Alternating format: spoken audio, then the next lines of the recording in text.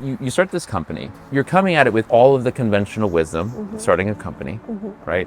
The YC speak, all the essays, all the YouTube clips, everything at your disposal. And there's also your personal philosophy and lived experience in making software. What do you wish you could convey to people starting technology businesses in the year 2025? That's such a great question. I've asked myself this a lot. A lot of it is not applicable. It probably surprised me how much needed to be changed. The current state of new technology, like LLMs and AI emerging, like they themselves almost demand a different approach to doing stuff. It's like absolutely possible to just make a real business. People operate out of a place of both fear and sort of like not wanting to leave opportunities on the table where they're like, this could be this, so we have to do this. It's sort of like, if you think there's a chance you could win the lottery, why not play the lottery?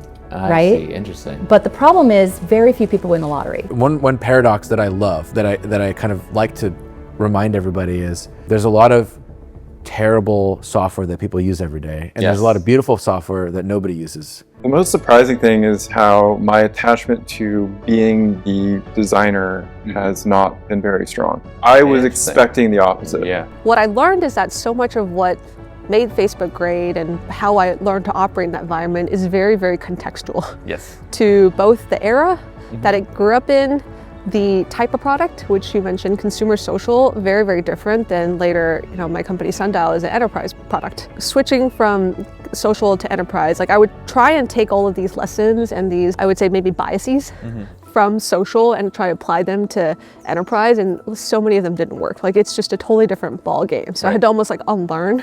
A lot of design in the past was sort of iterative copying and expanding on things that were there before. And what the form that takes for this is like everything is a chatbot. And it's an easy thing to do, but you'll sort of pigeonhole yourself into like that solution. I guess it just raises interesting questions of where do you devote attention and innovation to? Some of it may not live within design. It might be like within engineering, or like, as I was saying about writers and researchers, like it might be within their realm to define like a different even way of describing or like contemplating how to like move through this system. That traditional product design has more work to do to like get off of the way they approach things normally. For everything for me is like, how do you find the best talent and how do you keep them? And then you can kind of build everything backwards from that. And I mean everything, like the product development process, the investment in branding, everything to me is like about talent acquisition and talent retention. And then you can kind of reverse engineer that, right? Like, what are the best designers I know? Like, why did they quit their last job? Or what makes them like their job? And when you reflect on that, when you deconstruct that a little bit, you don't end up describing how like most companies do management. And so like, what the hell's up with that? Chances of you being one of the very few people that win the lottery are very, very small. Whereas if you don't think about winning the lottery, and what you do is you just try to solve a real problem in a unique way to a unique audience, the chances of success are way higher. If you are building with integrity and people see that, the chances of people shifting wins to a different company just because they dropped their prices or just because they offered one extra feature or like whatever are way less. I'm not actually worried about someone coming up behind us and building the exact same thing as us. Like, I think designers are often, being a designer is a big part of their identity. It's not just a job. And I think for a while I thought I was a product designer, in the sense that like, that was my identity. That's who I was. Who I am. And I think what I've realized is that these are all just different flavors of a orientation to the world and a way of seeing things that is actually divorced from the specific task that I'm doing. And that my job hasn't actually changed the way I see it. Like, I'm still a designer, but I'm designing a company now. It's like the materials have changed. The materials have changed. It gets to a point where almost like a lot of the advice can seem very cliche, like you've heard it so many times.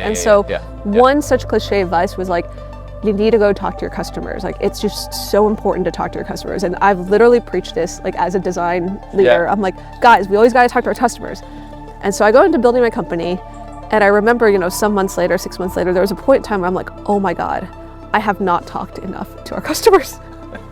It's very You went off humbling. piste. Yeah, it's very humbling. We're really struggling to figure out if we should do A or do B, and they Yeah. both seem like really good ideas. And like, why are we struggling so much? I'm like, we're struggling because we didn't talk enough to our customers, Right. and we don't have a good enough understanding of what their needs are. And when I say that, even here, you're like, well, duh, like that's Right. so obvious. Yeah. But it happens so often, which is like, we might know the lesson, we might even like repeat it, but we don't use it in our day-to-day. Right. We sometimes can't spot the opportunity to take a lesson and apply it to this particular context Right. until there is, let's call it an error or a difficulty or a challenge of some sort. Right. And then when we encounter that, we're like, oh my gosh, like we could do that.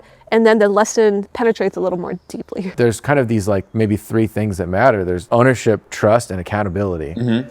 Designers, the best designers, they want to get hard problems, they want to own them, and they want to be trusted to figure it out, and they want to be held accountable to impact. Yeah.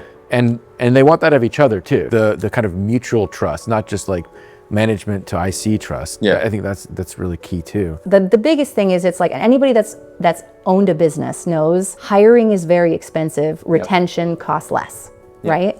And so once you have your people, you just do everything you can to retain them. And the best way to do that is to just really serve them and not be constantly like looking out for like who is the next person that I should be bringing into it. Right. And I think that's the thing that everybody makes a mistake with, is that they like grow beyond the people that are their core folks. Right. And then eventually the winds shift and they don't have a really loyal base and everybody leaves, because the first people felt that you ignored them and left them behind. And then the new people are not bought in. It's just about really having a relationship with the people that you build for. There's something deeper than just what it is that I'm actually making. Yes. There's a way of thinking. Yes. There's a way of problem solving, of Yeah. tapping into just how do I bring something into existence. Right. And in that sense, this is just the next sort of step for me in my career. And it's a privilege that I get to try to take on this bigger challenge of, I'm not just designing a product, I'm designing an organization. Yeah. I'm Yeah. creating a culture, and these are design problems I haven't worked on before. That's very exciting to me.